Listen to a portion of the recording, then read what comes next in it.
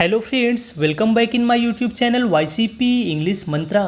Friends, अगर आप बहुत ही अट्रैक्टिव और फ्लुएंट इंग्लिश बोलना चाहते हैं तो उसका एक छोटा सा राज है। अच्छे अच्छे वर्ड्स, फ्रेजेज और सेंटेंसेस को यूज करिए और हम आपको इस वीडियो में सिखाएंगे कुछ ऐसे ट्रेंडिंग वर्ड्स जैसे nepotism, troll, swag, binge, brainstorm, boycott, digital strike, appetite, allege, stereotype, hypocrisy और साथ में इन सारे वर्ड्स की मीनिंग व एग्जाम्पल भी बताएंगे ताकि आपके सारे डाउट्स क्लियर हो जाएं। हमारा फर्स्ट वर्ड है नेपोटिज्म।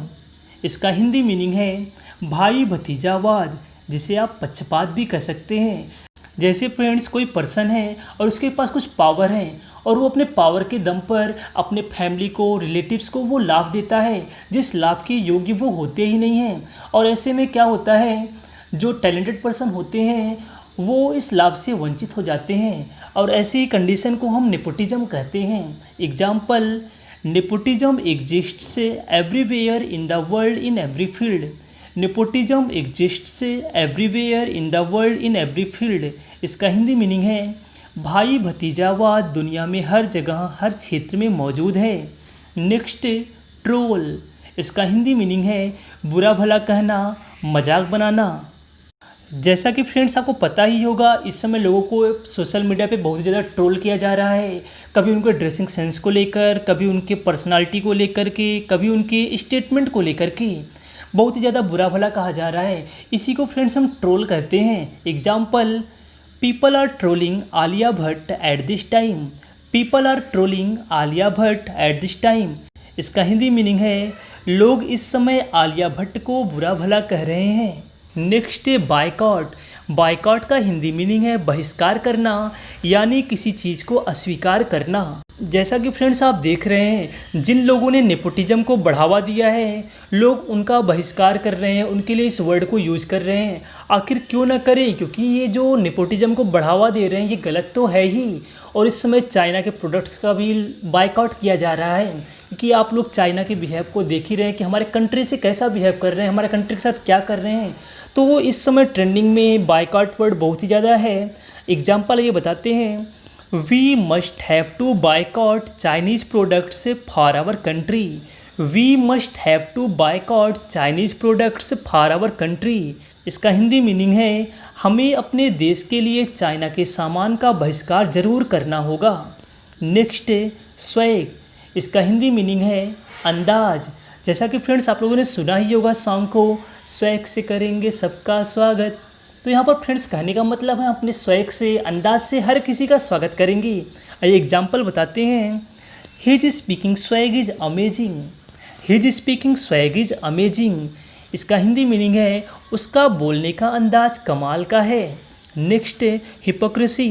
हिपोक्रेसी मीन्स होता है पाखंड, यानी बाहर से कुछ और दिखाना और अंदर से कुछ और होना। जैसा कि फ्रेंड्स आप देखते हैं, जब इलेक्शन का टाइम होता है, चुनाव का समय होता है, तो जो बड़े बड़े नेता होते हैं वो लोग बहुत सारे वादे करते हैं कि हम ऐसा करेंगे वैसा करेंगे, बट जैसे ही इलेक्शन ख़त्म हो जाता है तो सारे वादे भूल जाते हैं, यानी वो बाहर से कुछ और दिखाते हैं और अंदर से कुछ और होते हैं। आइए एग्जाम्पल बताते हैं, Riya's hypocrisy makes it very difficult to trust her since she often says one thing and does another. Riya's hypocrisy makes it very difficult to trust her since she often says one thing and does another.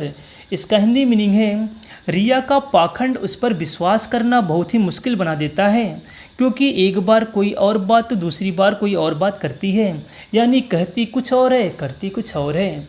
Next, brainstorm.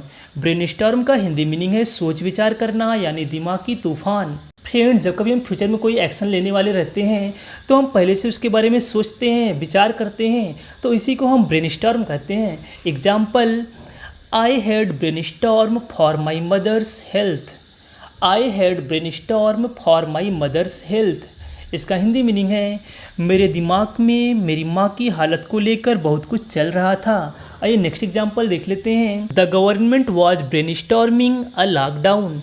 The government was brainstorming a lockdown. इसका Hindi meaning है सरकार lockdown पर विचार कर रही थी। Next है digital strike. इसका हिंदी मीनिंग है कंप्यूटर, फ़ोन, ऑनलाइन चीज़ों पर प्रहार करना। जैसे फ्रेंड्स आपने देखा कि इंडियन गवर्नमेंट ने डिजिटल स्ट्राइक करते हुए चाइनीज़ ऐप बैन कर दिया। आइए एग्जांपल देखते हैं। India's digital strike on China is loved by Indians. India's digital strike on China is loved by Indians. इसका हिंदी मीनिंग है भारतीयों ने चाइना पर हुई डिजिटल स्ट्राइक का खूब समर्थन किया है। Next binge. इसका हिंदी मीनिंग है लगातार या बहुत जल्दी जल्दी बिना रुके।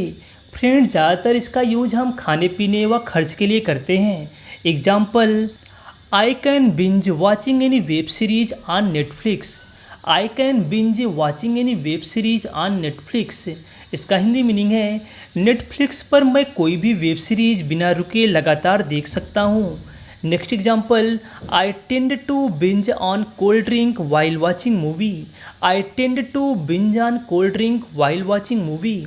इसका हिंदी मीनिंग है मूवी देखते समय मैं कोल्ड ड्रिंक एक के बाद एक पीने में लगा हुआ हूँ। Next alleged. इसका हिंदी मीनिंग है बिना किसी सबूत के आरोप लगाना। Example, Riya alleged that I cheated her. Riya alleged that I cheated her. इसका हिंदी मीनिंग है रिया ने बिना सबूत के आरोप लगाया कि मैंने उसे धोखा दिया। Next apatite. एपेटाइट का हिंदी मीनिंग है भूख। फ्रेंड्स हंगर मीन्स भी भूख होता है, बट आजकल ट्रेंडिंग में एपेटाइट वर्ड बहुत ही ज़्यादा चल रहा है। Example, her appetite is not perfect due to fever. Her appetite is not perfect due to fever. इसका हिंदी मीनिंग है बुखार की वजह से उसकी भूख सही नहीं है। Next stereotype. इसका हिंदी मीनिंग है पुरानी या घिसी पिटी सोच वाला। Example, my aunt is still stereotype to जज people. My aunt is still stereotype to जज पीपल। इसका हिंदी मीनिंग है मेरी चाची अभी भी लोगों को पुरानी धारणा से देखती हैं। नेक्स्ट मीम, जो बहुत ही ज़्यादा ट्रेंडिंग वर्ड है। इसका हिंदी मीनिंग है विचार व्यक्त करने वाली या मजाक उड़ाने वाली कोई फ़ोटो या वीडियो। Next mob lynching. इसका हिंदी मीनिंग है गुस्साई भीड़ द्वारा किसी की हत्या करना। फ्रेंड्स मॉब मतलब भी भीड़ होता है और क्राउड मतलब भी भीड़ होता है, बट जो क्राउड होता है वो जनरल सी भीड़ रहती है, साधारण भीड़ रहती है, और मॉब मतलब होता है गुस्से वाली भीड़। जैसे आप लोगों ने सुना भी होगा उसके साथ मॉब लिंचिंग हो गया, यानी उसे गुस्से वाली भीड़ ने मार दिया। That's it friends. हम उम्मीद करते हैं आपको ये वीडियो समझ में आ गया होगा। अगर आपको वीडियो अच्छा लगे तो प्लीज़ वीडियो को लाइक करिए, शेयर करिए, कमेंट करिए और चैनल को सब्सक्राइब करना ना भूलिए। तब तक के लिए bye bye, take care, keep learning, keep growing.